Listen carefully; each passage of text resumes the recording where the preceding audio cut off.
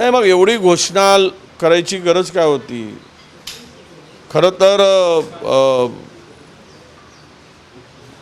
या देशामध्ये ओबीसी हा एक मोठा प्रवर्ग आहे आणि यालाच सत्तेचा वापर करून भारतीय जनता पक्ष यांचा वापर करून भारतीय जनता पक्ष सत्तेत आली आहे.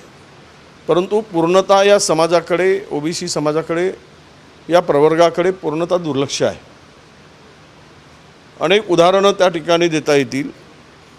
केवळ काहीतरी थातूरमातूर दाखवायचं आणि मतं घ्यायची आणि त्यांचा वापर करायचा, ही मुळात कल्पना जनगणनेची राहुलजी गांधी यांनी गेल्या 4-5 वर्षापासून सातत्यानं जिनकी संख्या भारी उसकी उतनी हिस्सेदारी हे घोषवाक्य घेऊन की जातनिहाय कास्टवाईज जनगणना झाली पाहिजेत हा नारा देणारे कोण होते? तर राहुलजी गांधी होते.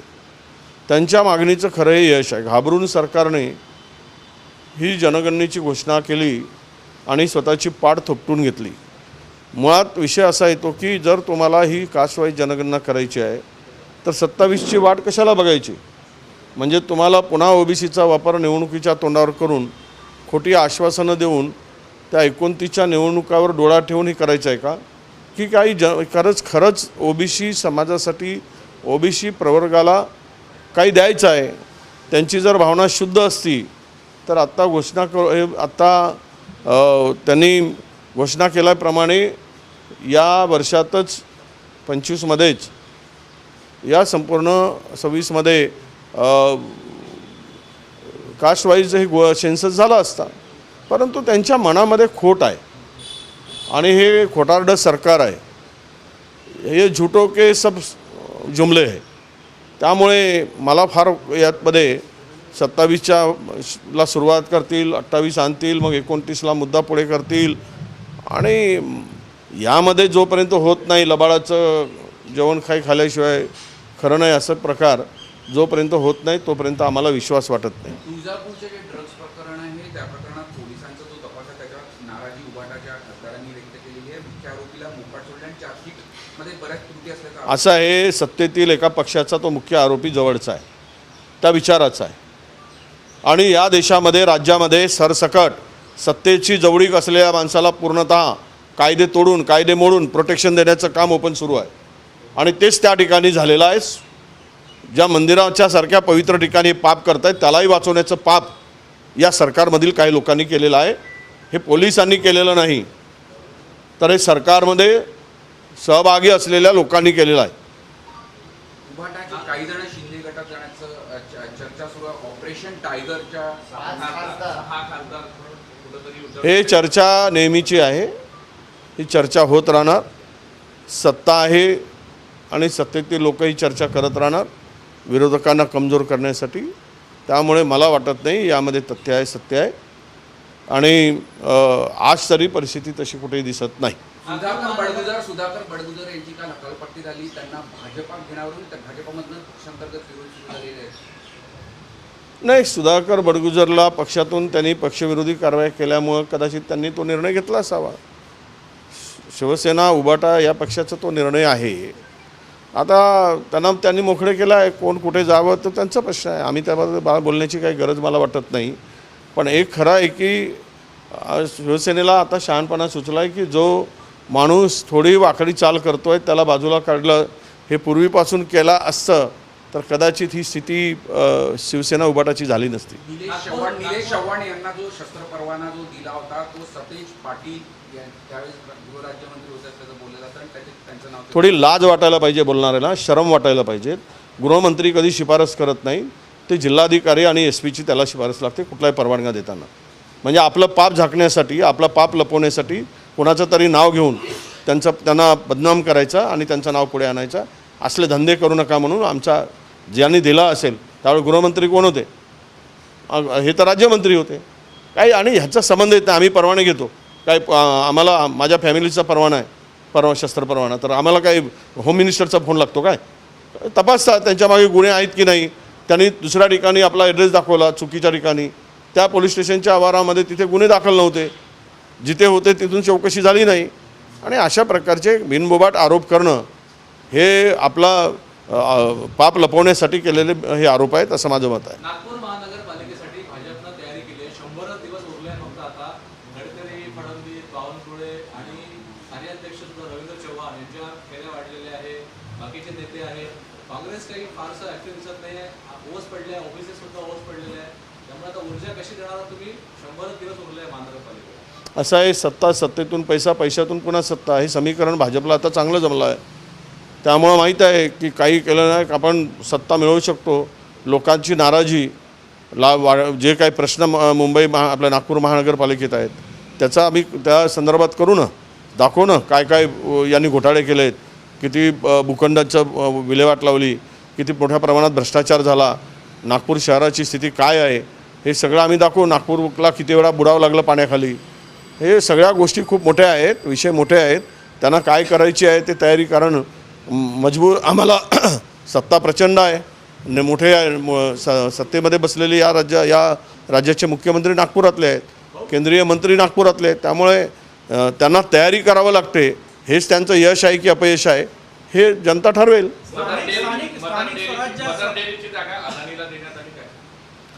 कुर्ला येथील मदर डेअरीची 21 एकर जागा अदानीला दिली. मुंबईतील ही 11वी जागा आहे जी अदानीला आत्ता हस्तांतर केलेली आहे. आणि या एकूण जागेची किंमत आता मार्केट रेट जर आपण काढला तर ती 10 लाख कोटीपेक्षा अधिकची जागा ही आता अदानींच्या घशात टाकलेली आहे. कारण काय सांगितलं जातं की आम्ही धारावीच्या पुनर्वसनासाठी दिलेत, पण हे अत्यंत चुकीचं आणि खोटारडेपणा आहे. ही जागा दिली त्याला टावर उभे करायसाठी, रिअल इस्टेटचे टावर उभे करायसाठी. काय कुर्ल्याच्या डेअरीच्या त्या प्राईम लोकेशनच्या जागेवर 21 एकर जागेवर ज्याची किंमतच आत्ता मुळात 25,000 कोटी रुपये आहे, या जागेवर तिथे जाऊन त्या धारावीच्या लोकांचे घरं बांधणार आहेत. कुणाला मूर्ख बनवत आहे आणि कुणाला मूर्ख बनवून लोकांची दिशाभूल करताय. अरे मुंबई विकली, महाराष्ट्र गहाण ठेवला आहे अदानीकडे, ही परिस्थिती आणून ठेवलेली आहे. आणि सर्व सरसकट जागा वरून आदेश येतो आणि खालचे लोक सगळे महाराष्ट्रातील त्या आदेशाचं पालन करतात. हुजरेगिरी करून महाराष्ट्राला पूर्णतः उद्ध्वस्त करण्याचं पाप सुरू आहे. राज्यात म्हणजे प्रामुख्याने विदर्भात जिथे जिथे बोगस बियाणं पकडल्या गेलेलं आहे ते सगळे गुजरातमधून आल्याचंच आतापर्यंत निष्पन्न झालेलं आहे. मग ते अमरावती असू द्या, नागपूर जिल्ह्यात असू द्या, यवतमाळ जिल्ह्यात असू द्या, गुजरातमधून मोठ्या प्रमाणात नाही, मला गुजरातमधून ड्रग्ज येतात, गुजरातमधून बोगस बियाणे येतात, हे सर्व गुजरातमधूनच काय येतात याचा प्रश्न महाराष्ट्रातील लोकांना पडला आहे. खरंच हे बोगसगिरी गुजरातमध्ये चालली आहे का, की बोगस नेतृत्वामुळं इकडे काय ते होतं आहे का? हे सगळंच गुजरातवरच काय येतं आहे? हे सर्व जे होत असताना सरकार काय झोपली आहे का? तर गुजरातमधून येऊ देत किंवा आंध्रामधून येऊ देत, तेलंगणामधून येऊ दे, बोगस बियाणे महाराष्ट्रात येतातच कशी? हे मंत्री काय करतात, सरकार काय करतं?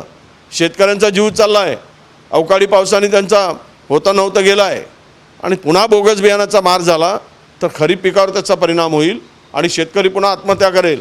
अरे हे आत्महत्या काय, यांना लाजही वाटत नाही. शेतकरी मेला काय गेला काय, यांचा रोजचा मीटर जोरात सुरू आहे. 15% दर गेला आहे आता. 10%, 5% होते, 7% झालेत, 10% झालेत, आता 15%. काही डिपार्टमेंट तर 20% मंत्री मागत आहेत. आता हे सगळं लुटून साफ करून ठेवतील. कळेल येणारे दिवस. सत्तेचा माज, सत्तेची मस्ती जी आहे ती जे दाखवत आहेत ते दिसणार आहे. स्थानिक स्वराज्य संस्थांच्या निवडणुका काँग्रेस स्वबळावर लढणार आहे का, की महाविकास आघाडी घेऊन लढणार आहे? की दोन्ही पवार एकत्र येण्याची चर्चा सुरू आहे. इकडे उद्धव ठाकरे गट मोठ्या प्रमाणात भूकंप होत आहेत. अशा वेळेस काँग्रेसचं काय स्टँड आहे? नाही, काँग्रेस हा असा राष्ट्रीय एकमेव पक्ष आहे.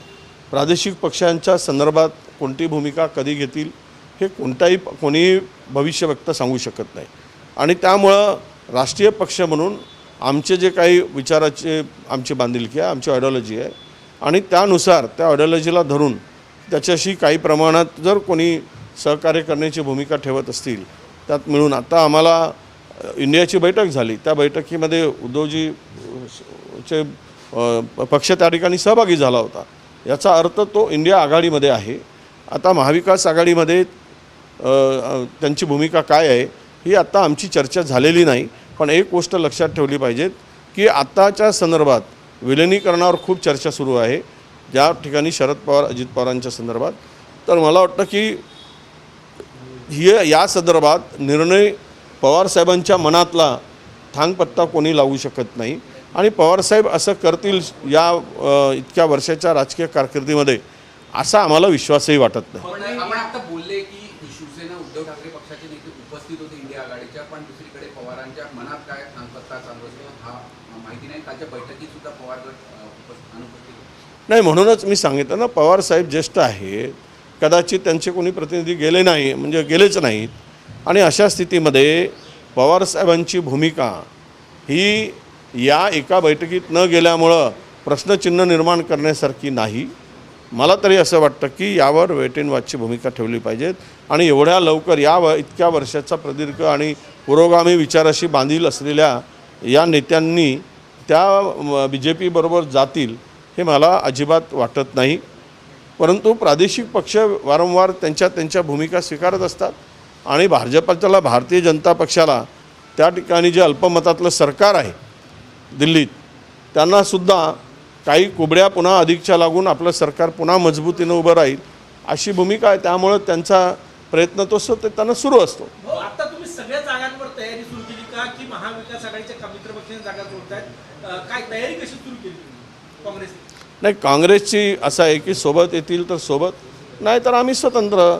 आम्ही प्रयत्न करू आघाडीसाठी, नाही झाले तर आपल्याला स्वतंत्र लढावंच लागेल. निवडणुका कुठलाही राजकीय पक्ष सोबत आले नाही आले म्हणून काय थांबत नाही. त्यामुळे आता एकीकडे तुम्ही पाहिलं आहे भारतीय जनता पक्ष आघाडीची भाषा सांगते आणि बैठकीमध्ये सांगतो तुमची तयारी करा.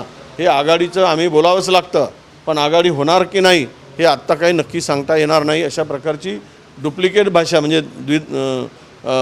त्याला असं करून कार्यकर्त्यांना खुशी करण्याचं काम सुरू आहे. त्यामुळं या स्थानिक स्वराज्य संस्थांच्या निवडणुकामध्ये आम्ही स्थानिक लेवलवर जो काय निर्णय घ्यायचा आहे तिथली परिस्थिती पाहून ते स्थानिक कार्यकर्त्यांना, नेत्यांना विचारू आणि त्या ठिकाणी तो निर्णय घेऊ. मुंबईचं काय मत आहे? मुंबईला काँग्रेसची चांगली ताकद आहे, शिवसेना उद्धव ठाकरे पण खूप दावा करत आहे.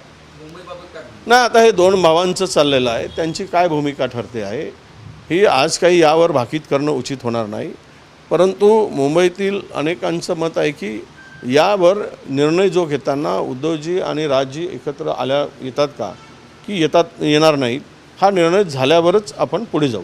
निर्माण झालेला आहे.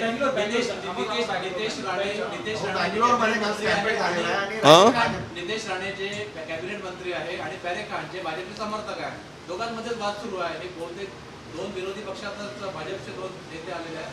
या वादावर तुम्ही बकरी इच्छा कसं काय करता?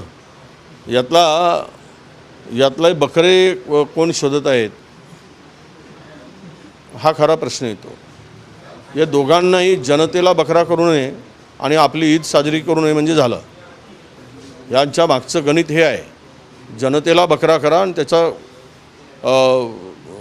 हलाल करा आणि आपण मजा मारा, ही त्यामागची भूमिका आहे.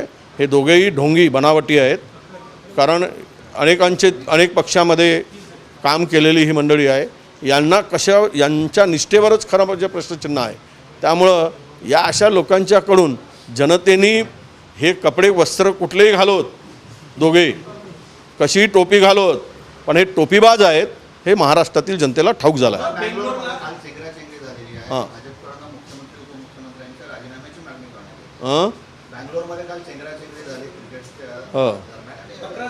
नाही बघा, हे मुख्यमंत्र्यांच्या राजीनाम्याची मागणी सगळ्यात महत्त्वाचं आहे की मॅच संपल्यानंतर दुसऱ्या दिवशी असं आयोजन होणं, टीमचं जे पुढचं जे शेड्यूल होतं, काही प्लेयर्स परदेशात जाणार होते, काही प्लेयर्स इंग्लंडला जाणार, माहीत आहे ते.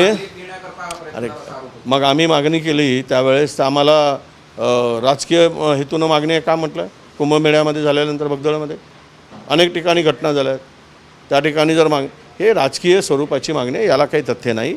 ज्या घटना झाली ती अत्यंत दुर्दैवी आहे आणि उद्या तिथे भाजपचं सरकार आलं असतं आणि ती घटना झाली असती तर भाजपचा मुख्यमंत्री राजीनामा दिला असता काय? काही याच्यात तथ्य नाही. ह्या बोलण्यामध्ये हे काहीतरी राजकीय द्वेषाने आरोप आहे. ती झालेली घटना दुर्दैवी आहे. कोणी तिथे सांभाळणारी मंडळी जी पोलीस होती त्या ठिकाणी माप खूप आला आणि ही घटना स्टेडियमच्या बाहेर झाली, क्राऊड खूप आला बघण्यासाठी. त्यामुळं असे आरोप प्रत्यारोप करणं हे चुकीचं आहे. Yes. यांनी काँग्रेस सोडलेली आहे, सोडचिठ्ठी दिलेली आहे म्हणजे प्रदेशाध्यक्षांच्या जिल्ह्यामध्ये. असं आहे काही लोकांच्या मनामध्ये सत्तेचा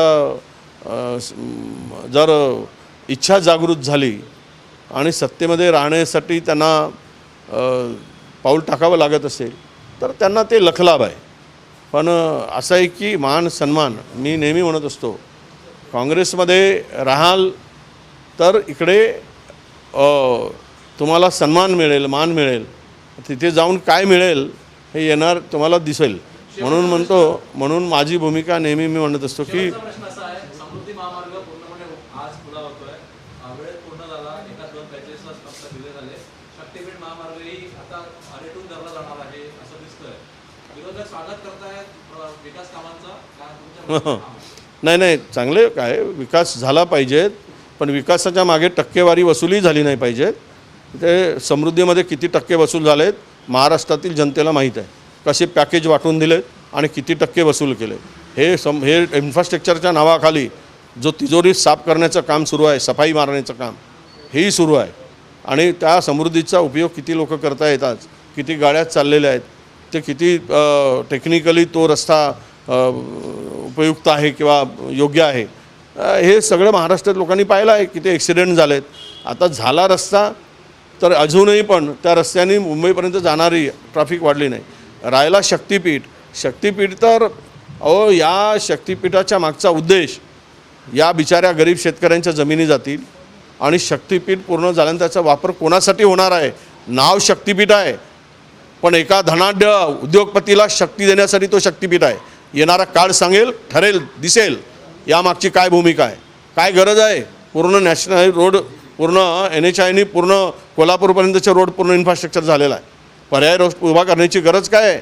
हे सगळं याच्या मागे जे आहे 10% 15% एवढंच काम आहे, त्याच्या मागे दुसरं काम नाही आहे. संजय राऊतांनी आरोप केला की गिरीश महाजन शिंदे गटाचे आमदार होणार आहेत. गिरीश महाजन शिंदे गट होणार असा आरोप सध्या ते त्यांच्याकडे माहिती असेल. तुम्ही त्यांची माहिती मला विचारून उपयोग काय. त्यांनी कुठला सोर्स आहे तर मला मी कसं सांगू शकतो.